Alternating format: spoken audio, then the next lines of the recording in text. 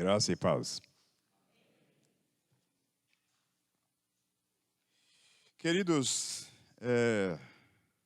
nós estamos gratos a Deus pelo fato de estarmos na casa do Senhor para adorar a Deus. É interessante quando o pastor Maurício chamou a igreja, nos chamou para podermos vir à frente, com diz respeito às nossas fraquezas, nossas dificuldades. Ele falou de uma frieza, de um desânimo, que a gente sabe que há em todos os lugares. Aqui não era para ser diferente. E nós sabemos que isso nos abate volta e meia, e nós precisamos estarmos prontos para esse combate, porque assim, o desânimo não acontece não só com a gente, mas aconteceram com os grandes homens no passado. E, logicamente, nós somos seres humanos e precisamos dessa ajuda, dessa oração. Nós temos que admitir que nós precisamos de auxílio, porque, na verdade, nós estamos aqui para cuidar dos outros. E, quando Deus fala, é bom que a gente atente para a voz de Deus. Amém? Querido, eu fui convidado para ministrar a palavra e eu estava meditando 2 Crônicas. E eu gostaria de conversar com vocês hoje a respeito de que quando você está aflito, quando você está desesperado, você busque ao Senhor. Mas no tempo de paz, você estabelece bases. Você se prepara para uma outra situação. E nós vamos falar hoje sobre Josafá. Eu fico imaginando, queridos, que o que ocorre conosco? Se nós obedecêssemos a palavra, nós não teríamos tanta dificuldade quanto temos. O que ocorre é que nós, enquanto estamos na igreja, enquanto ouvimos a palavra, nós ouvimos, mas não conseguimos de fato assimilar tudo o que ouvimos. E por outro lado, nós temos dificuldade de colocar em prática aquilo que ouvimos. E sempre foi assim conosco. Então, imagine que as mensagens que nós já ouvimos aqui desse altar, o quanto Deus tem assim nos advertido, nos orientado, para que nós possamos viver uma vida em santificação, para que nós possamos viver uma vida abençoada, para que nós possamos viver uma vida fazendo a vontade de Deus. E muitas vezes parece que nós estamos anestesiados para as coisas que ocorrem conosco e ao nosso redor.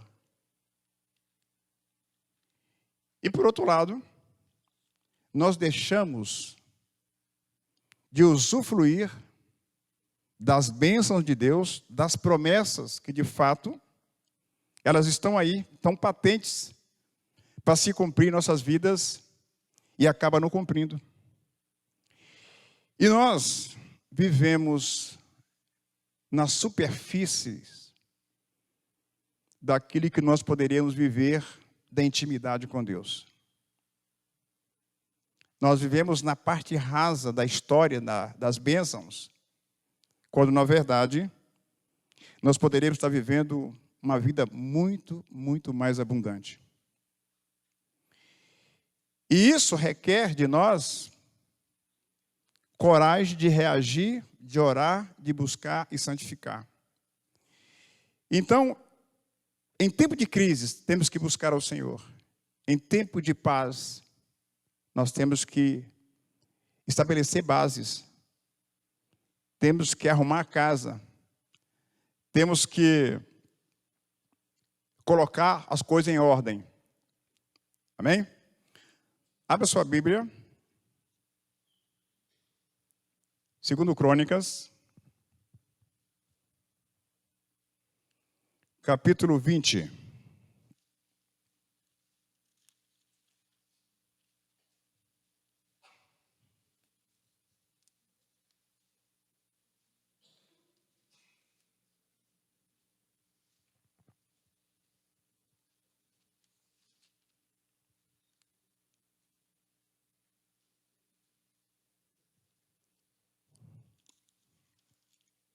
O versículo 5.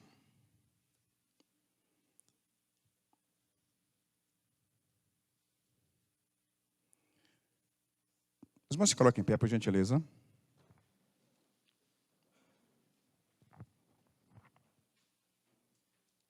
Diz assim o versículo 5 da palavra de Deus. Pôs-se Josafá em pé, na congregação de Judá e de Jerusalém, na casa do Senhor, diante do pátio novo. E disse: Ó Senhor, Deus de nossos pais, porventura não és tu, Deus nos céus? Não és tu que dominas sobre todos os reinos dos povos?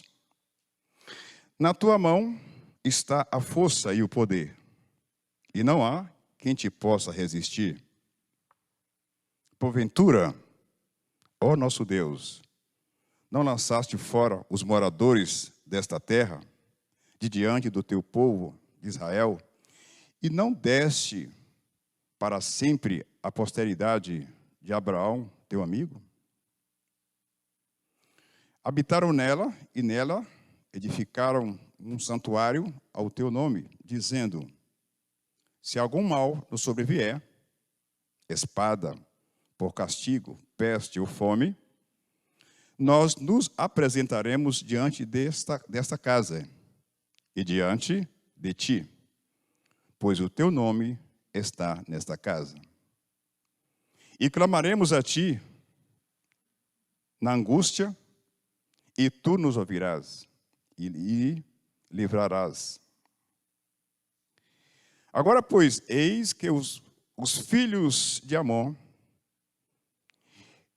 e de Moabe, e os do monte de Seir, cujas terras não permitistes a Israel invadir, quando vinham da terra do Egito, mas deles se desviaram e não os destruíram.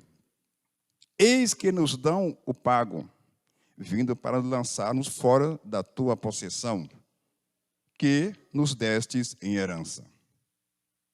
Ó nosso Deus, acaso não executarás tu o teu julgamento contra eles? Porque em nós não há força para resistirmos a essa grande multidão que vem contra nós. E não sabemos nós o que fazer, porém, os nossos olhos estão postos em ti. Todo o Judá estava em pé diante do Senhor, como também suas crianças e suas mulheres e seus filhos. Então veio o Espírito do Senhor no meio da congregação sobre Jaziel, filho de Zacarias, filho de Benaia, filho de Jeziel, filho de Matanias, levita, dos filhos de Asaf. E disse: dai ouvidos, todo Judá, e vós, moradores de Jerusalém, e tu, ó rei Josafá, ao que vos diz o Senhor: não temais, nem vos assusteis, por causa desta grande multidão, pois a peleja não é vossa, mas de Deus. Senhor Deus, Todo-Poderoso, nós glorificamos e exaltamos o teu nome na beleza da tua santidade. Já ouvimos os louvores, Participamos das orações e agora eu te peço em nome do Senhor Jesus. Fala comigo, fala conosco, através da tua palavra, pelo poder que há no teu santo nome. É o que nós te pedimos e te agradecemos em nome de nosso Senhor e Salvador Jesus Cristo. Amém. Assentai, queridos.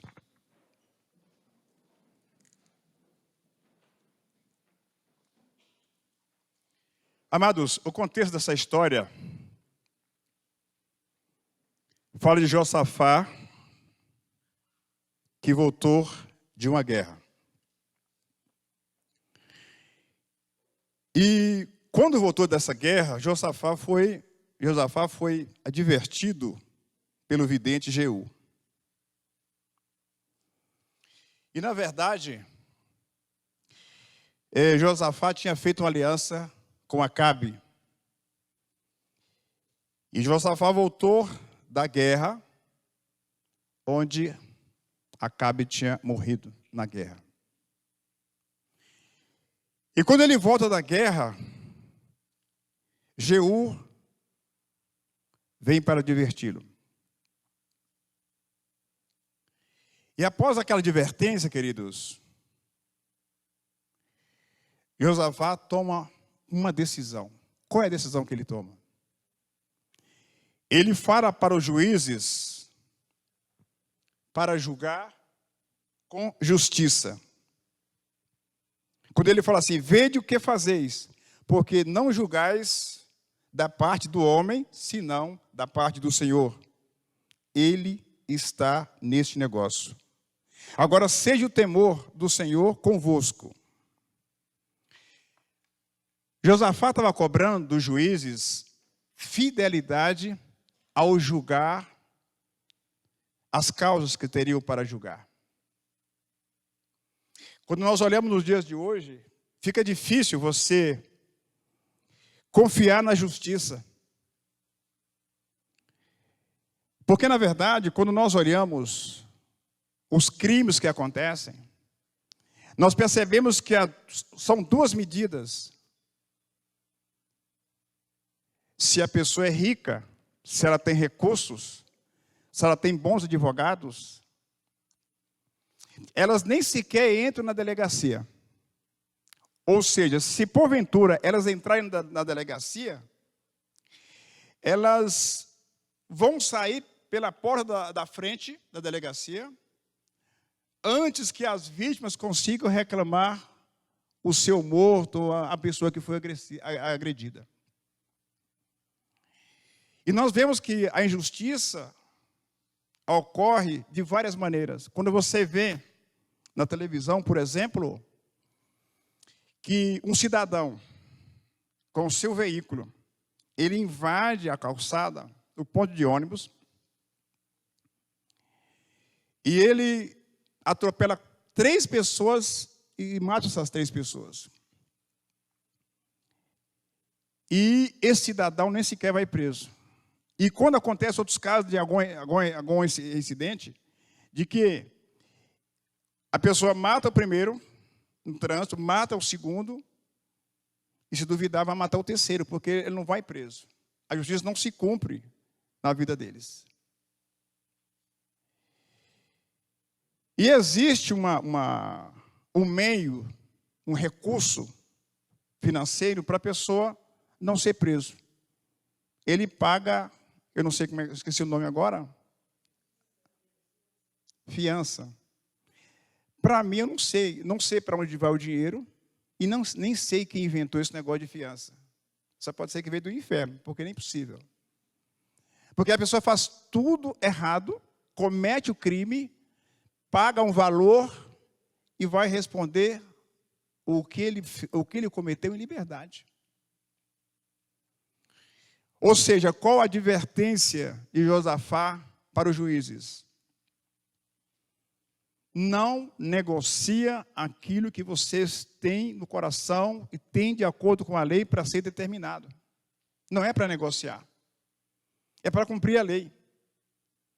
É para cumprir a lei. Se a pessoa é rica ou se é pobre, é para cumprir a lei. Então, o que Josafá estava pedindo para os juízes? transparência ao julgar qualquer causa.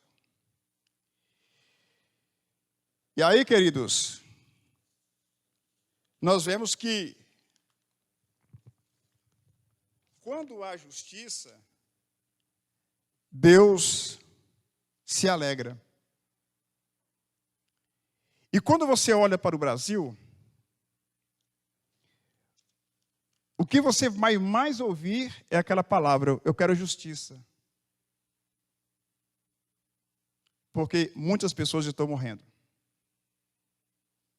O ano passado foi 64 mil pessoas. O feminicídio fez uma vítima no ano passado de 4.930 mulheres. E existe um clamor: quero justiça, eu quero justiça. Mas quem vai fazer justiça? Quem pode fazer justiça? A princípio, são os juízes que estão aí. Que nós temos até dúvidas do que eles realmente podem fazer. Então, veja só, queridos. Quando nós olhamos a Bíblia aqui, nós vemos que Josafá recebeu a notícia que os filhos de Amon, os filhos de alguns dos meunitas, vieram para a peleja, ou eles estavam vindo para a peleja. Então veio alguém avisar para Josafá que ia vir uma grande multidão contra ele, ou contra Judá, contra Jerusalém. A Bíblia fala que Josafá teve medo. Porque o mensageiro, quando ele veio falar para Josafá, eles vieram falar para Josafá, eles estão dizendo em outras palavras: vocês serão exterminados. Vocês serão mortos. Nós tomaremos as suas terras. A ideia é essa. A pergunta que eu faço para mim e para você hoje: quando você sente medo, o que você faz?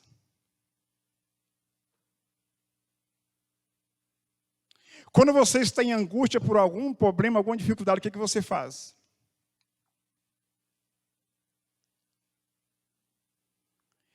Pelo menos Josafá tomou uma posição. Ele buscou o Senhor. E nós vemos que Josafá, ele temeu, mas ele buscou o Senhor. Quando você fica com medo, quando eu fico com medo, eu me encolho, eu fico num cantinho, eu não tomo nenhuma decisão, nenhuma posição, o inimigo vai prevalecer sobre nós.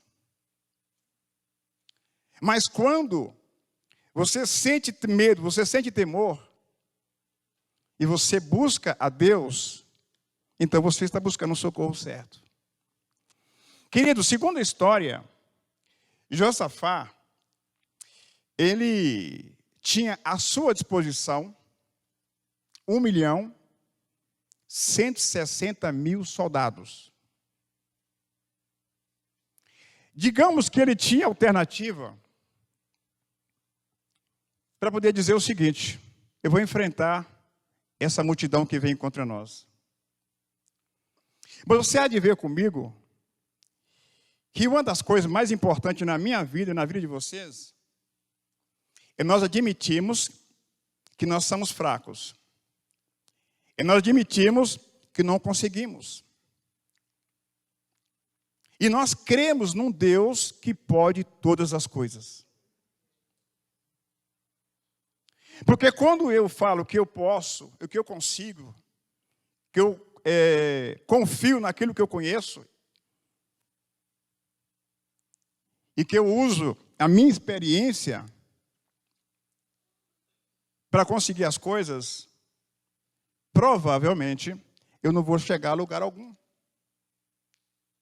Isso me lembra Gideão. A guerra se ganha com 32 mil? Não. A guerra, eles ganharam com 300 soldados. E aí você pode olhar para você e falar assim, mas eu estou sozinho. Quem está com você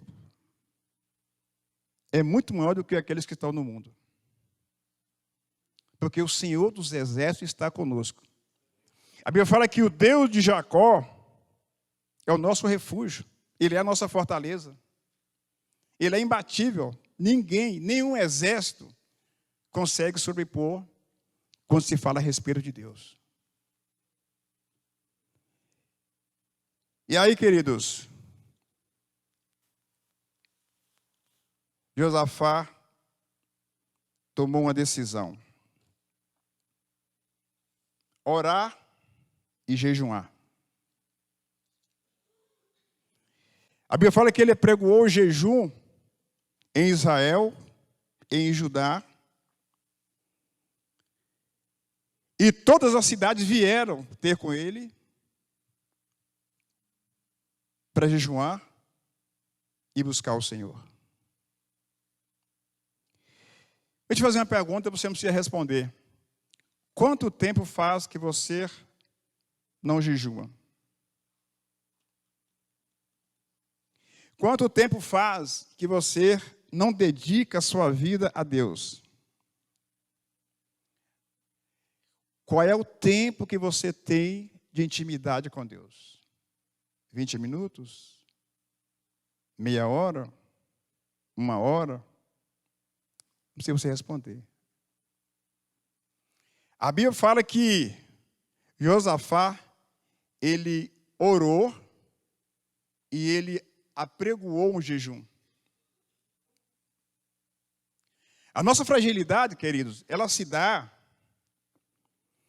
porque, na verdade, nós, como soldados de Cristo, nós temos dificuldades de buscar ao Senhor. Nós temos dificuldade de santificar.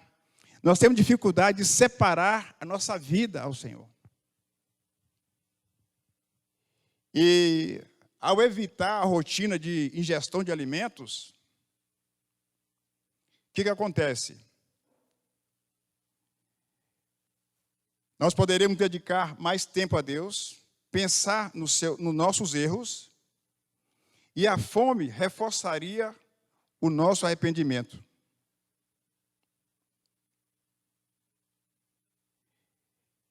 Josafá simplesmente recomendou a sua situação a Deus, procurou obter o favor de Deus para ele e seu povo, e reconheceu que o Altíssimo estava no controle.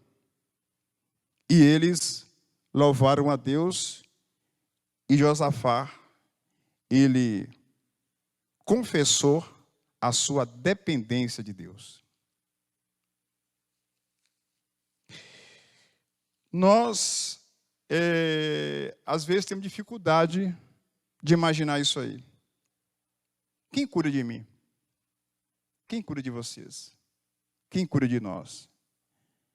Independente do recurso ou dos recursos que nós temos, quem cuida de nós é o Senhor. Essa semana agora perdemos um apresentador por nome de Gugu. E o Brasil todo está coordenados, porque não tem, eles não, a fama da celebridade que foi é muito grande. É uma perda para a televisão brasileira. Mas Gugu, segundo eu ouvi ontem, disse que ele estava procurando paz. Ele não queria fama, estava procurando paz.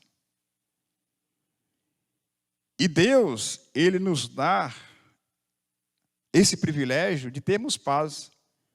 Quem está em Cristo tem paz com Deus. E eu me lembro do cantor que já faleceu, Nelson Ned. Ele falou em uma certa entrevista que a pessoa passa, o artista, ele passa a metade do tempo dele correndo atrás da fama. E ele passa a outra metade correndo dela. Eu acredito que no caso do Gugu, ele estava correndo da fama. Ele estava querendo ficar mais com a família. E aí aconteceu o acidente. Então, o que acontece? Josafá, ele reconheceu a sua dificuldade, as suas limitações, e ele foi buscar o Senhor e convocou o povo. E aí Deus levanta um profeta, Jaziel, que diz assim: dai ouvido a todo Judá. Dai ouvido, queridos, é você ouvir e praticar. Dai ouvidos é eu não negligenciar aquilo que está escrito. Dar ouvidos é eu ter sensibilidade espiritual. E entender que Deus está falando. E Deus não fala por um acaso. Você não vai ouvir Deus por um acaso. Para ouvir Deus, nós temos que ter comunhão com Ele. E essa comunhão não se restringe uma vez ou duas vezes por semana.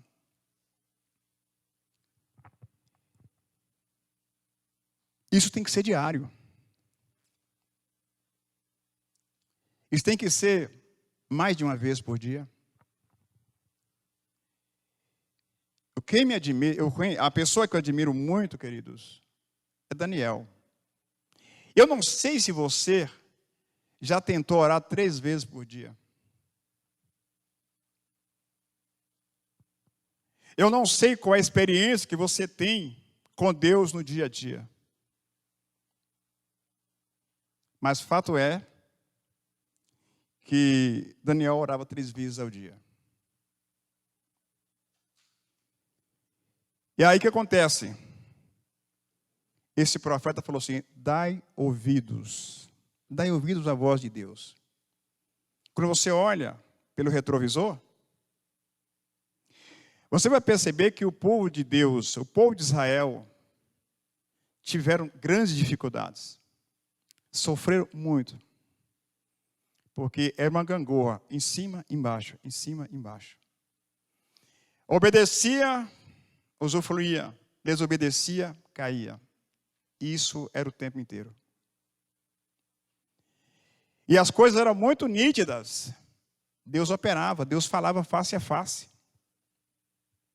Mas o povo voltava ao erro. É uma tendência nossa. E quando Jaziel, ele falou para dar ouvidos a Deus, então o povo se preparou. E a Bíblia fala que Josafá se prostrou com o rosto em terra. E aqui se percebe, queridos, que um líder, ele influencia os seus liderados. Se você ajoelhar na sua casa para orar todos os dias, e você tiver um filho pequeno, ele vai começar a ajoelhar do seu lado. Na igreja, se o líder é de oração, ou os líderes são de oração, obviamente os seus liderados também vão ser de oração. Aliás, eu não conheço outro meio sobre os quais nós possamos nos fortalecer, a não ser através da oração.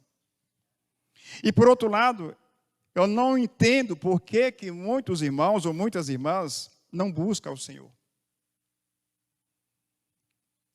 Nós oramos aqui terça-feira, à noite. São poucos irmãos que se vê aqui. Nós oramos aqui quarta-feira à tarde. Quarta-feira à tarde eu não venho, não sei como é que são, como funciona.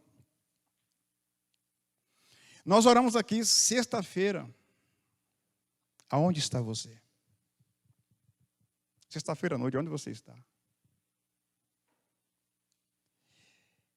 A gente precisa, ou nós precisamos, de buscar a Deus em primeiríssimo lugar.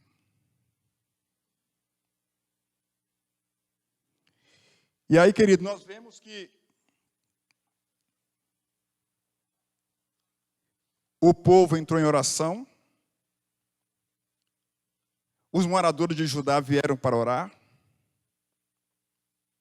E um detalhe, prostou-se, ajoelhou, curvou o corpo, levou o rosto ao solo, ao chão.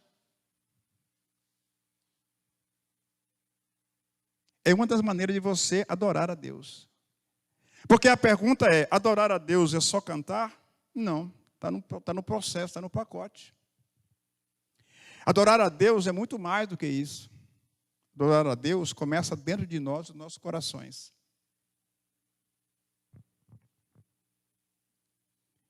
Então o povo foi influenciado a adorar.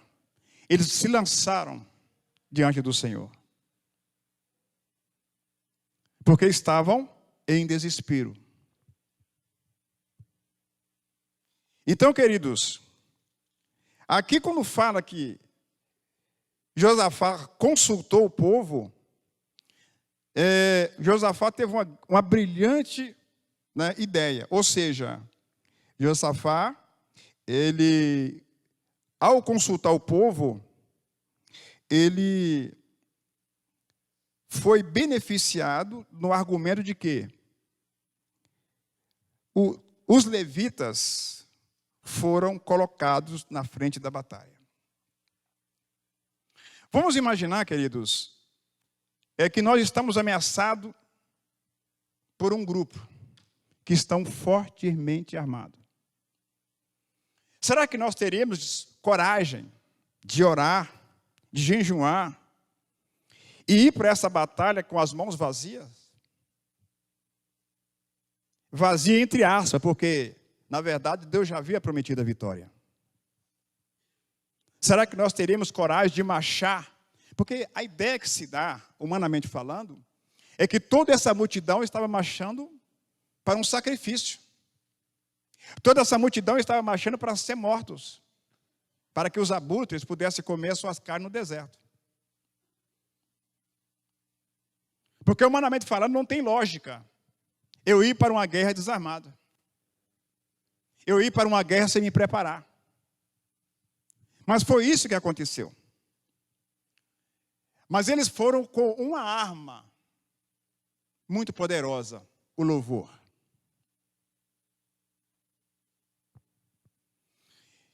Eu imagino que o compromisso do louvor, vou falar daqui agora, o compromisso do louvor aqui na igreja, ele é preparar o coração do povo para ouvir a palavra. E eu digo aos irmãos que quando eu subo aqui nesse altar, eu subo com temor e tremor.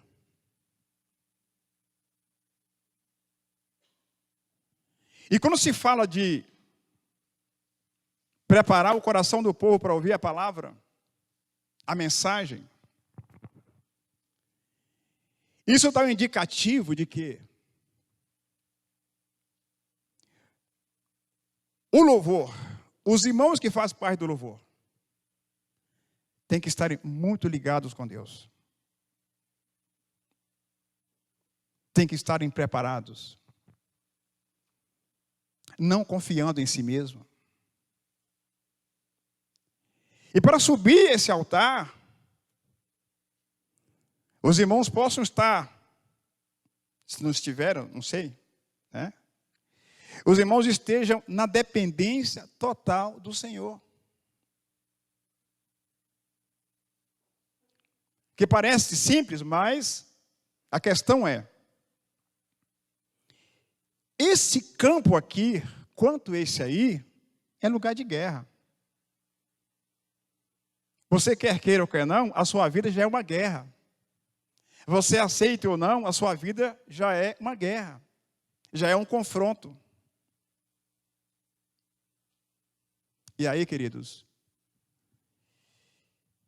esse povo vão, meninos, filhos e filhas, mulheres, vão para a guerra. Mas vão para a guerra louvando. Aí o que ocorre? A Bíblia fala de uma grande multidão que vinha do outro lado. Os amonitas e os moabitas. E mais um vizinho que eles conseguiram lá para ajudar nessa batalha. E aí foram o povo de Deus, com a orientação de Deus, com a orientação do profeta que Deus usou para a guerra. Deixa eu te fazer uma pergunta: você está pronto para a guerra? Ou você nem sequer está na luta? Porque você pode perguntar para mim assim: pastor, o que é guerra? Eu não estou entendendo. O que é guerra? Eu não estou conseguindo entender o que você está falando que é guerra. Porque eu estou tão bem. Em tempos de crise, busca o Senhor. Em tempos de conflitos, em tempos angustiantes, busca o Senhor. Em tempo de paz, estabeleça bases.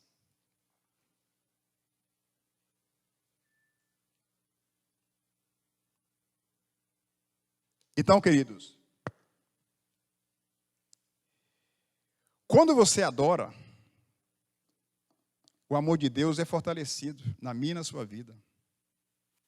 Quando nós adoramos, a nossa fé é renovada. Quando nós adoramos, os nossos anseios são satisfeitos.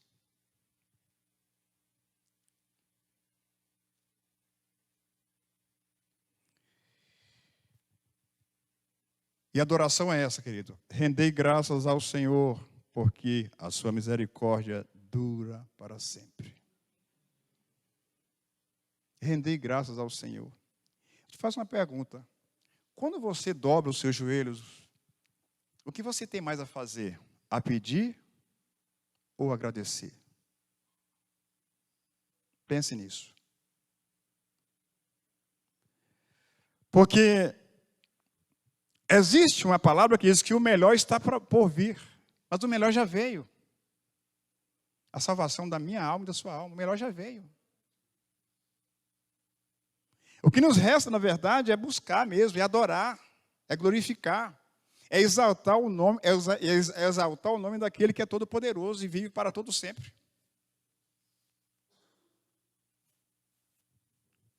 Então, queridos, rendei graças ao Senhor. É interessante que os amonitas e os moabitas estavam embaixo. E o povo de Deus estava em cima.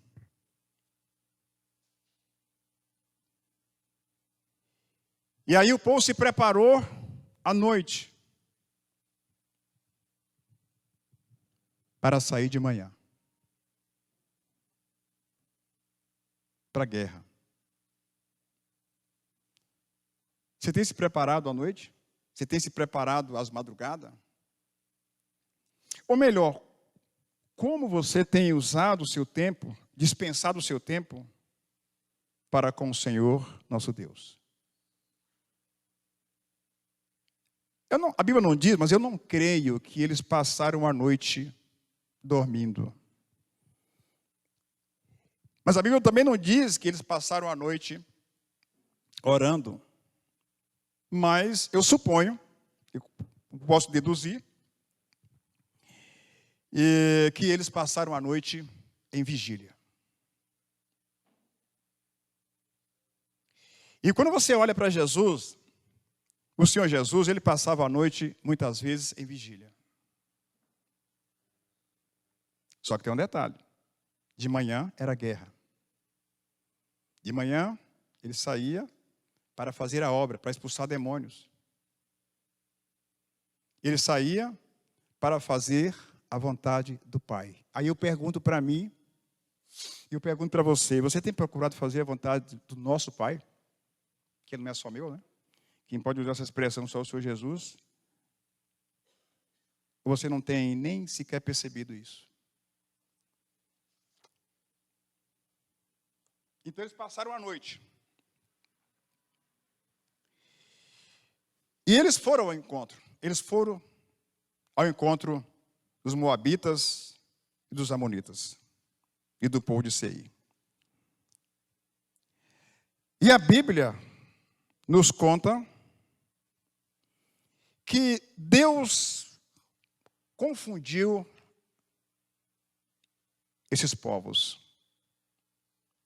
Você lembra aquele vizinho que ele chamou para poder somar com eles, para ir para a guerra contra o povo de Deus?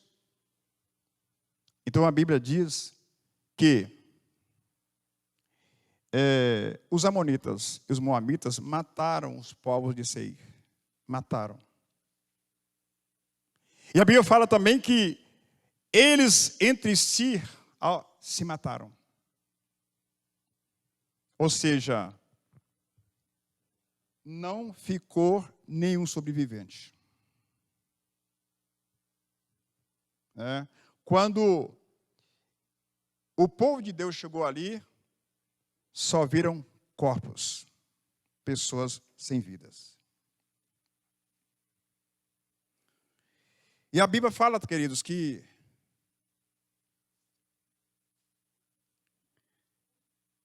Josafá e o seu povo levaram 3 dias para saquear a riqueza que havia na terra. 3 dias eles foram buscar riquezas, fazendas, ouro, prata. Mas a Bíblia diz que eles levavam um peso excessivo, ou seja, eles levaram além daquele que eles aguentavam.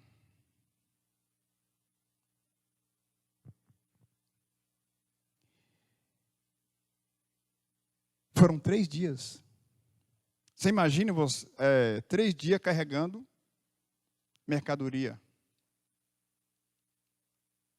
3 dias.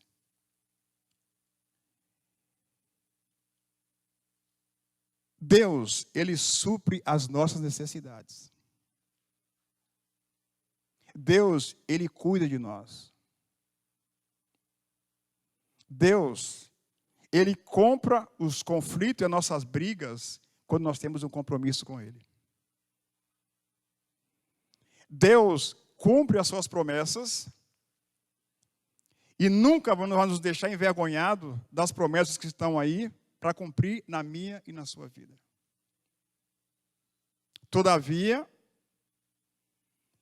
eu preciso fazer um negócio que chama lição de casa.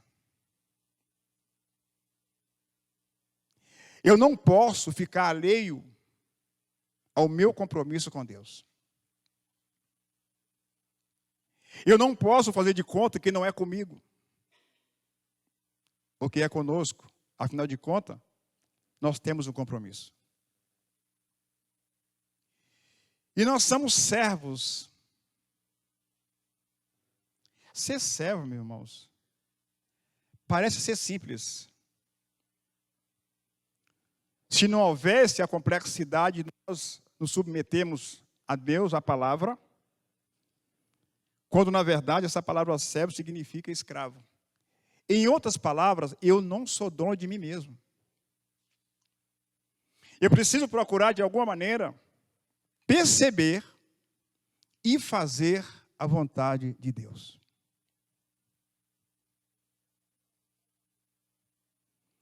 E isso é muito individual, queridos. Muito individual. Há uma necessidade de nascer dentro de mim um desejo de servir. E o prazer de adorar.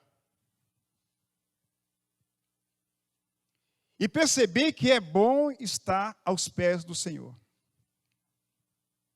Porque senão, queridos, essas coisas não virão.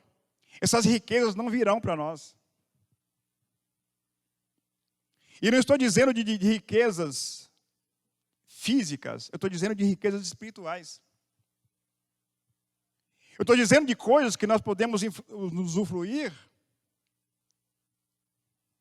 que ainda que 10 mil caia à nossa direita e 1.000 à esquerda, nós não seremos atingidos. E que nós, queridos, precisamos entender, como o pastor Maurício comentou no estudo, que nós somos sal. Esse sal difere a função dele na hora de usar. Ou seja, o sal, por exemplo, no norte, para carne seca, é para salgar mesmo. Mas no tempero, a dona de casa sabe disso, o sal é para temperar.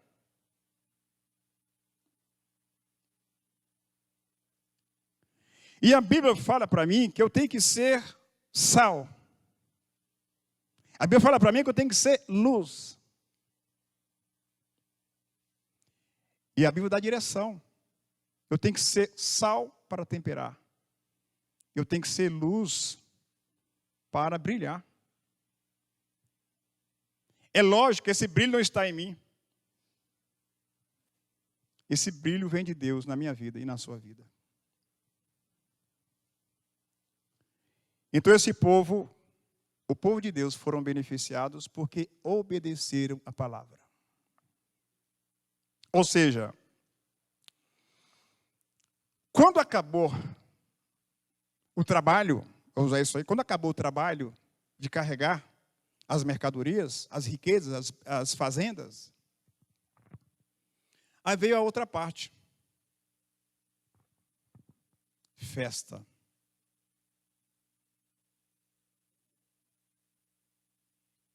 Em tempo de crises, busca o Senhor.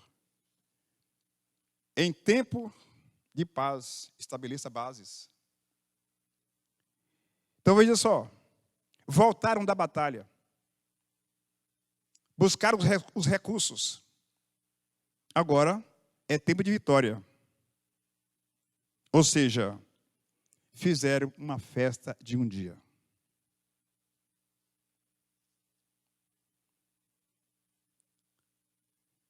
Então, fizeram uma festa com laúdes, trombetas e harpa. Conclusão. Precisamos entender. A batalha não é nossa. É do Senhor. Segundo, precisamos reconhecer as nossas limitações. Terceiro, o tempo da vitória é mais longo do que o tempo da adoração. O tempo da vitória é mais longo do que o tempo da adoração. Deus abençoe os irmãos. Agradeço pela oportunidade em nome de Jesus.